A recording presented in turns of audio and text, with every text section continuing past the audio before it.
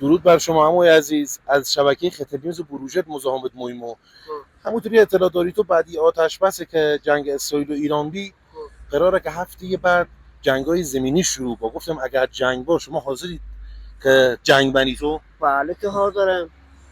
100% حاضری تو؟ یعنی 100% حاضرم. جور پدر و اسرائیل و آمریکا. درود بر شرفت. خب بی زحمت اسمت میگم بنویسم شما، چون ما یه 2 روزیه اعزام داریم که به قول معروفیت آموزشی هم نمیخوام. نه یه وقت ما نمیتونیم. چیه میده خدا. اتفاقا این مای گاردی که الان ما روانو یعنی یه گارد ویژه، یعنی نیاز به نیروهای فرز و نیروهای مثل جناب علی دارن. اینا شایعاتن که میخوان حمله کنن و اینا هیچ کاری نمیکنن.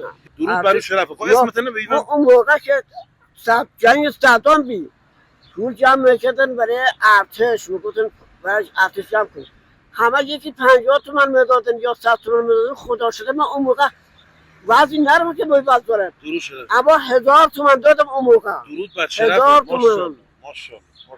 ماشاءالله به غیرت تاجی. روات لولا نمیرم جارو کنم موسط دومشو میبرم. آفرین.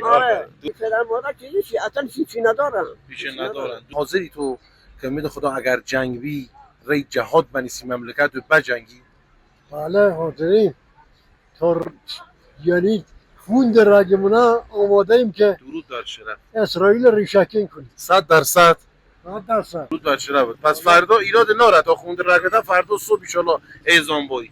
نه فردا صبح کار دارم. یا خودم ریشکن میکنم اسرائیل. والا تو سوین نمیای چطور ما ریشکنش منی؟ نه خب فردا نمیرسم بیام، کار دارم. خودم کارم انجام بدم میام. خب کی میده خدا؟ ما فردا ما اعزام داریم. شما کی میایید؟ 7 روزیا. 7 روزیا جنگ تمام بیه. 7 روزیا کارم تمام با میام. 7 روزیا اصلا جنگ تمام بیه حاجی. کار نیمه کاری دارم میام کاش. والا بعد بر آمریکا.